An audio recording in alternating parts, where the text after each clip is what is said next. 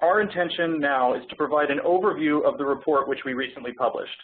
The report was based on several months of work by BSR, the Danish Fashion Institute, and the Copenhagen Resource Institute.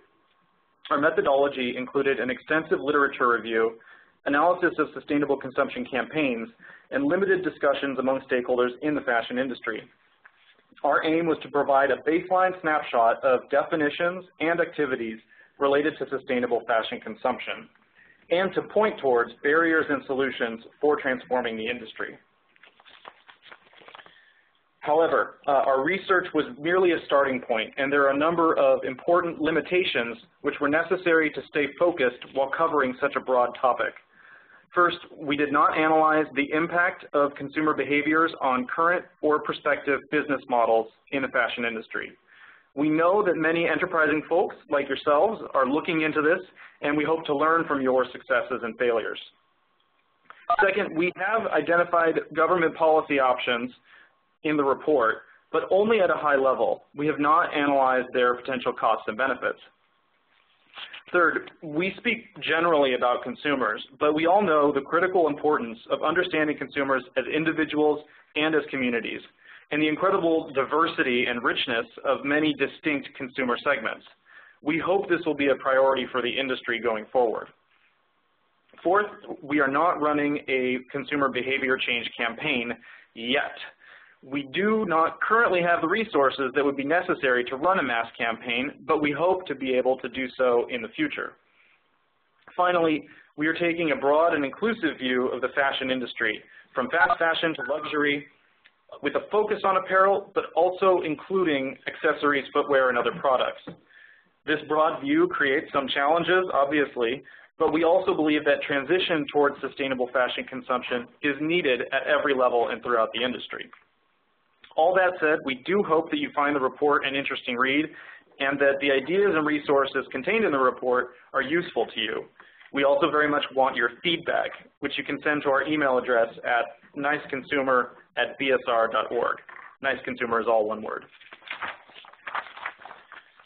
So first, I'd like to give us a shared baseline for discussion, starting with two definitions which we consider to be works in progress.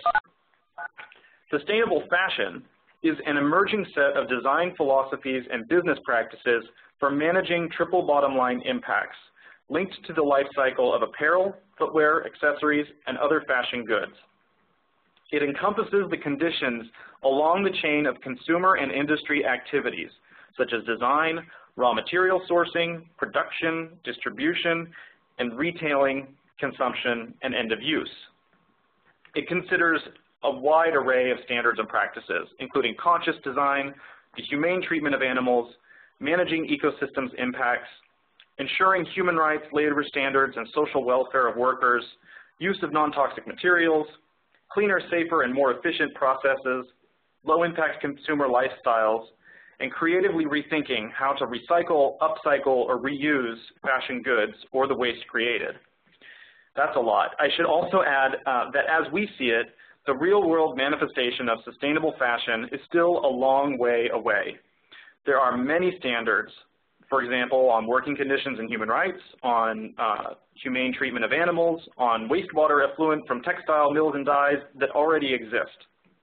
However, we know the landscape of standards is incomplete and evolving, and that their implementation is often challenging. We think there's a lot of work before the fashion industry is truly sustainable.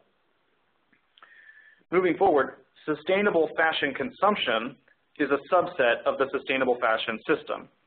We define sustainable fashion consumption as the use of clothing for purposes beyond utilitarian needs, including identity making, and which is achieved without jeopardizing the ability of future generations to meet their needs. It includes consumer attitudes and behaviors that lead to reductions in the triple bottom line impacts of buying, wearing, caring for, repairing, and recycling fashion goods.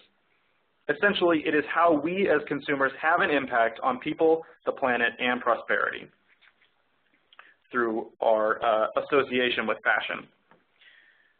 We recognize these definitions are incomplete or in need of improvement, and we would definitely like your comments.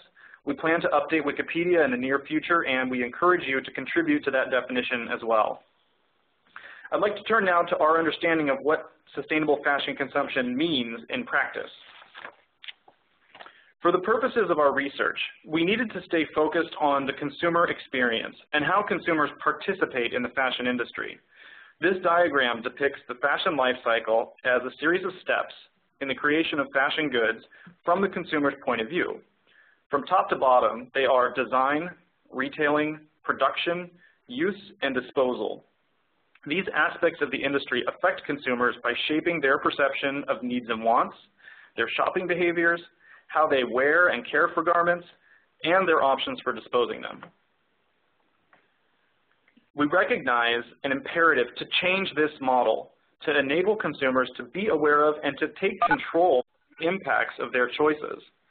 This includes creating a closer connection between consumers and designers through better feedback and participatory design. It also includes how the fashion industry advertises and markets products. For example, why not buy better, buy smarter as the key message for consumers rather than buy more, buy cheap? In addition to changes in how consumers shop, wear, and care for fashion goods, which we'll talk about in a moment, we also see improvements needed in the service economy for fashion and in the recycling infrastructure for unwanted fashion goods. We'll hear from Marks & Spencer about their take-back partnership with Oxfam in a little bit, which is one example of how to address the end-of-use phase impacts. So thinking about this nice consumer, how does she live her life? How does she experience fashion? In our research paper, we've put forward a vision for the nice consumer and how she walks the walk to support sustainable fashion. We see her as a person who believes in the fair treatment of workers and the humane treatment of animals, and in the smart management of environmental impacts over the long term. We see her as a person who takes her wardrobe investment seriously and seeks to understand the origin, content, and supply chain of every item that she purchases. She also cares for each item to preserve its value, for example, by mending it at home or by working with her favorite seamstress. She has easy access to dispose of clothing responsibly when it no longer fits her style, and she has a voice in the evolution of fashion by connecting with designers on a very personal level. However, there are barriers to realizing this vision which keep the nice consumer from realizing her potential. First, there is a lack of information about products and their impacts. Sadly, we live in a world where transparency is lacking, and companies like Honest Buy and Patagonia, which showcase the life cycle impacts of products, warts and all, remain the exception rather than the rule.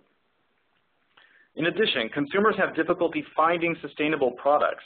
This is related to the lack of information, but it's difficult to know where to shop and what to look for. And very importantly, there's a barrier related to the price of sustainable products. All things being equal, consumers prefer sustainable products and they expect ethically produced products, but they are not willing to pay a price premium for the most part. And very crucially, the most important factors for consumers is whether, if they will buy an item, is whether they perceive the item as fitting their style.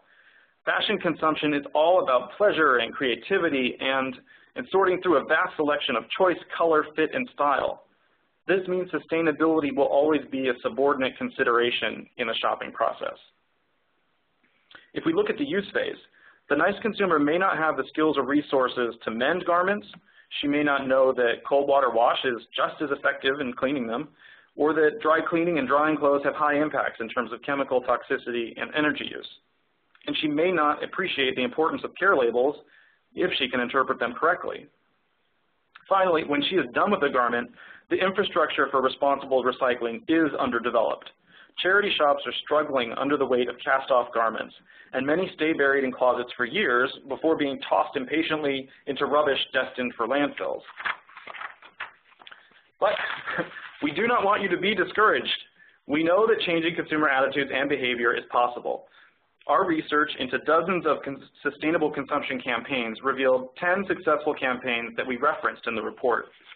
These campaigns focused on a range of specific behavior changes, including relaxing fashion norms in Japan, reducing automobile use and speeds in Europe, and reducing energy consumption by turning lights off around the world. These campaigns reached large numbers of consumers and resulted in significant impact reductions as documented in the appendix of our report. We looked at some of the attributes of these campaigns to identify what made them successful. These include high-profile launch events with endorsements from well-known leaders, long-term investments in awareness raising, specific, targeted, and easy requests for consumers to change their behavior, and leveraging social pressure to make sure that the changes stick. Most interestingly, all of these campaigns involved multiple types of partners from business, from government, and from civil society, which points to the importance of partnerships. We also identified the efforts underway within the fashion industry to move us towards sustainable fashion consumption. For example, the concept of buying less and buying smarter was highlighted by a Patagonia "Don't Buy This Jacket" advertisement in major newspapers late last year. In addition, designers such as Titania Inglis and many others have started to experiment with more sustainable materials, construction, and even business models. And of course, the NICE project has been working in this area to help shape industry trends for years. Our report includes many more examples of work in this area, which we'll discuss further in future webinars. We see a great opportunity for long-term and high-impact collaboration to achieve sustainable fashion consumption. We believe it is essential that the stakeholders in the fashion industry continue and expand their efforts in this area. In this report, we suggested differentiated and complementary roles for industry, government, and civil society, and we are actively seeking input on the best ways to take this work forward. At the end of the day, we want to catalyze action so that the NICE consumer is a savvy and sustainable shopper. She can wear, care, and repair her fashion collection over the long term, and she has good options when she is ready to part with a particular dress, bag, or pair of shoes.